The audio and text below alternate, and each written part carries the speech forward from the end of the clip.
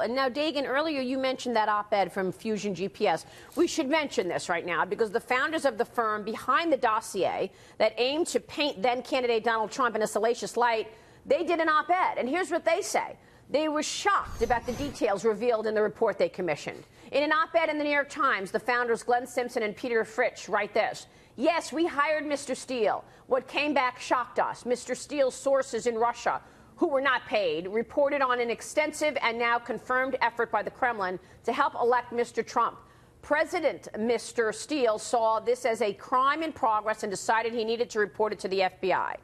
They also said that the dossier did not trigger the FBI's Russian meddling. They just wanted to expose Donald Trump's business ties to Russia.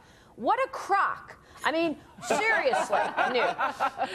It's true. Honestly, I mean, what is the evidence, Dagan, that they didn't use this dossier to actually justify wiretapping Donald Trump and his associates? We don't know because Rod Rosenstein will not, the deputy head of Justice, won't say anything. Christopher Wray, where are they? We have to wait to see what gets coughed up in front of the House, and that's another problem. And that's one of the reasons that the president has been so upset with Jeff Sessions. And you got to love the language, the wordsmithing here. Quote, we don't believe the Steele dossier was the trigger for the FBI investigation into Russian meddling. They believe?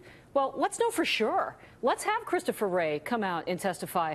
Let's have Jeff Sessions instruct his people to give the documents to Congress. Let's see the rest of the emails from Peter Strzok and his girl, mistress at the time. Well, I want to go back to Newt's point where he said this is a corrupt system because if you remember, Debbie Wasserman Schultz enabled the Anwan brothers to comprise at least 80 congressional computers and got paid $5 million to do it. So this goes back to Newt's point when he was talking about how this all would have been swept up under the rug. And this is why Donald Trump was elected, because Hillary Clinton sat up there with her smug face and goes, did you wipe your email server? And she goes, oh, with a cloth? Remember when she did that? She must have been carrying hot sauce on that day. Yeah, exactly. And voters saw right through that. But, you know, I think there's a big question here. And, Mr. Speaker, I would love to get your views on this. You were in Congress several decades ago. It was a very different place. Congress had very different powers. Does this Congress today have the power to compel these people to testify and to produce documents? Or has Congress given up too much of its power? Look, I think it comes down to an old saying, no guts, no glory. The United States Congress has enormous latent power. I'll give you two examples. First of all, they may well start moving to subpoena people and to turn into criminal charges. And remember that Rosenstein is part of this whole mess. I mean, you go back and look at who were together back in a period when, for example, they were creating an independent counsel to try to destroy Dick Cheney. I mean, all of this stuff, these are the same people. It's the same gang. And I think we have to recognize that all of them are tainted. Second, there's a very simple model. Cut off the funding. Say we're going to zero out the Justice Department unless it does what we are requiring it to do. And simply don't include the Justice Department in the omnibus. And watch how rapidly they suddenly decide they can do what they need to do. But is that realistic, Mr. Speaker? I mean, what I'm asking really is, do these guys have the political spine to throw people into prison? Because that's what it might take. That's a different question.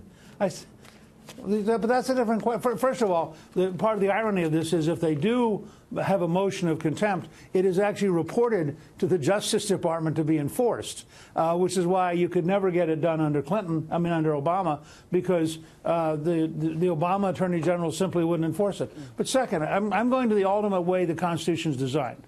When we did this when I was Speaker, we were very tough about these things. The Congress has the power to simply refuse to fund an institution which is not being obedient. In fact, it's designed that way. The Federalist Papers describe that power for that purpose.